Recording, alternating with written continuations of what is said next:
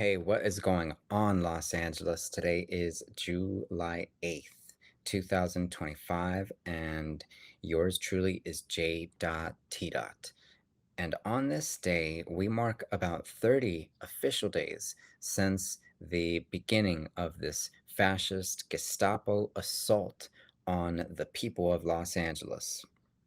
because it was on June 6th when ICE and its goons and ICE and its caravans snuck up on graduation parties and birthday parties and on the fashion district in downtown Los Angeles and completely kidnapped without any legal right or due process our communities in mass. And we have resisted in Los Angeles and done our best to organize in Los Angeles since that time so as to prevent more and more of these assaults from taking place. And the fact of the matter is that 30 days in, ICE has in fact switched up tactics, just as our communities have had to switch up tactics. It's certainly a cat and mouse game to a significant extent, but the fact of the matter is that the game they're playing is a matter of life and death for our communities. It's not an actual game on our end because what we stand to lose relative to what these ICE agents and this administration and Stephen Miller stand to lose is vastly, vastly different. They are two polar opposites, actually. And so I do think it's important to mark the 30 days after all, just as Ron Cocha of Unión del Barrio did earlier today, including by calling out those Hispanic ICE agents who, as he put it, will have children who one day will learn that their fathers were kidnappers and abductors of our own people out there, and we're going to have to live with that for the rest of their lives. I also think it's important to mark the moment because of just how much has shifted in LA since this time.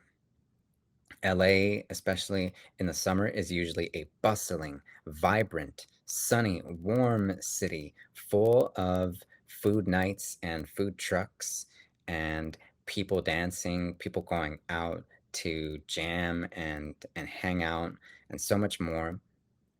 But most recently, especially if you are of this melanin in your skin, you've noticed very much just how much the vibe has shifted. And the fact is, there's no way to sort of beat around the bush. LA is a ghost town right now. And one day after the next, I see the city and its economic activity, that gross domestic product, as they say, shrinking and shrinking and shrinking some more. And it was only about 2 weeks in that I had spoken with this restaurant worker, this one gentleman in the kitchen who's been here for about a little over 20 years, as he put it to me. It was only then that he noted that the cost of food and just finding veggies and finding the ingredients needed for the restaurant's menu got increasingly expensive by the day while these assaults on our communities, which took place not just in the city, but also in the farm fields, were conducted. So it's interesting to think a little bit about how a month in, a lot of these restaurants have managed to hang in there. Because in LA, the fact of the matter is that Latino or Latinx people, they're not just out vending or selling via their food trucks. They are also in the kitchen all over LA County. And they're at the best restaurants that you can imagine, the five-star restaurants, the most trendy restaurants, the restaurants where all the celebrities eat and more. And yet, with this political environment being as hostile as it is,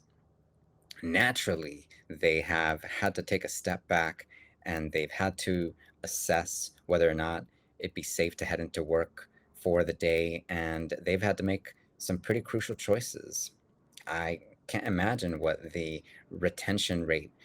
for workers in the kitchen has looked like since June 6th of this year, but I can only imagine that it's going to get harder and harder to maintain because, especially because of the the sort of unpredictable nature of these uh, cowardly ICE operations and the way that they will find people who are isolated and completely abduct them in plain sight, but in less than 2 or 3 minutes time because it is it is an assault on defenseless human beings who are just trying to go about their day. It was that on June 6th of this year, and it remains that on July 8th as we mark 30 days of resistance against this fascist Gestapo state. Now, the fact is that a number of organizations have come out and stood in solidarity with workers, and a number of organizations have even called on our public officials to do more and to invest more in the defense of our communities. And those conversations are ongoing, and I'm very much here to update you as soon as we get some meaningful updates on that end. But today, I do want to shout out the restaurant worker some more for Los Angeles because I think about just how terrifying it must be for someone to get up in the morning and put their clothes on to head into work for the day where they earn some minimum,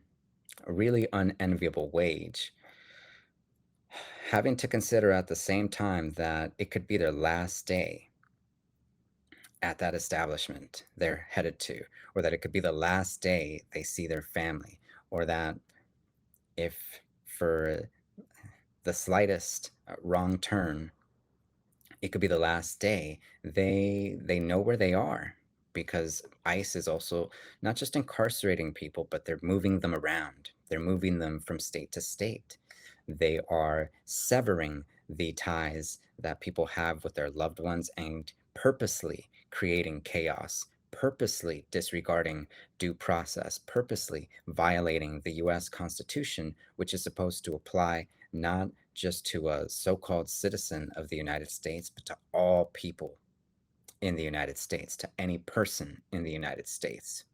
And so I was speaking with a colleague, a friend just earlier who told me a little bit about going to her favorite restaurant the morning after the first weekend of these raids took place and feeling right away just how terrified these workers were to look up at who came through the door. It reminded me for a moment of that scene, that final scene in The Sopranos, which is also at a restaurant. And and I think that that's an important way to think about just how existential this issue is for so many people out here, including those of us who are just attached, those of us who are US citizens who went to school here, who became educated here and speak the lingua franca here, and so on and so forth. Those of us who are my age or millennials who have access and passports and privilege in one respect or another, certainly relative to our predecessors or those who got here before us, those who struggled to get us to this point. If we can feel the terror of what's taking place, I can't imagine what that kitchen worker who is in the back and who is just having to fulfill their duties like though it were just another day. I can imagine just what's actually going through their mind and how much is going through their heart. But the fact of the matter is that because I live and I work in LA, I'm surrounded by that worker left and right and left and right. And so are a number of my peers, and so are a number of colleagues, and so are a number of people who I may never meet per se, because we reside on two very different ends of Los Angeles. But nonetheless, we are all surrounded by this fear and by this terror that has permeated ever since June 6th for 30 days straight now. At the same time, there has been an outpouring of support for efforts to defend our communities, and even though ICE and its goon squad has sought to uh, de- demoralize us or to attack us or to intimidate us in one way, shape, or form, we have adapted where necessary so as to keep this resistance going. And the truth of it is that resistance in this context is not just the historically correct thing to do, but it's also beautiful. And what I mean by that is that it's gorgeous to think about how in a moment of so much crisis and in a moment of so much panic, there are countless people shedding their fear and getting past their intimidation and getting past this sense that we are simply helpless and that we can do nothing to show up and to say something and to speak with their neighbors and to organize little by little uh, to the best of their ability in defense not just of their people but of all people in the United States and all over the world who deserve basic human rights, who deserve to be treated with dignity and respect. And all the more so because they are crucial members of our communities, because they make every day the city of Los Angeles, and by extension, the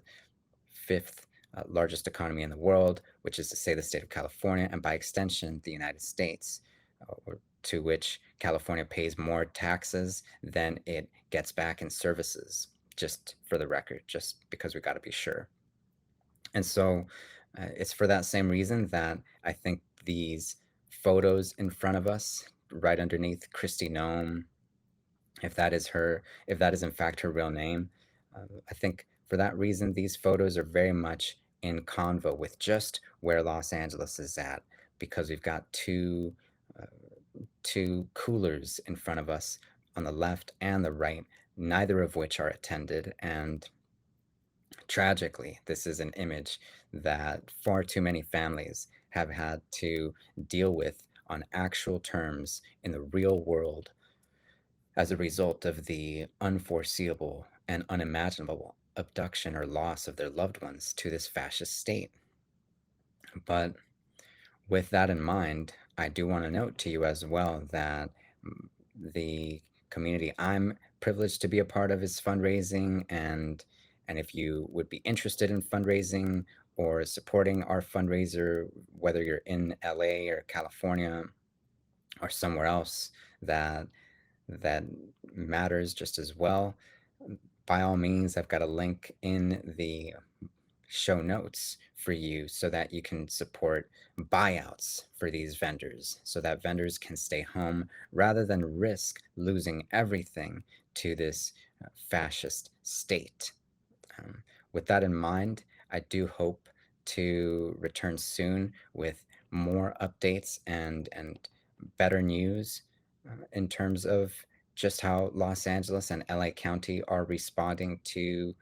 these attacks and these ongoing attacks, I should say, on our community. But for now, this episode is dedicated to the workers, to those making the food, to those getting us a bite to eat for the day, sustaining us for our lunch or our dinner or our breakfast and then some, because that's what our people do. That's what our people love to do, even in Los Angeles, in so many different respects. So, shout out to the workers, and please know that your community and your people, your city, your state, your country's your planet is thinking of you and is very much rooting for you and is not going to stop fighting for you as long as I got something to say about it. And I'm just one of many. I'm one of countless more. So, with that said, this has been quite fun, and I do hope you can pass it along to someone that you know. In fact, let the city know because it's J. Dot T. Dot.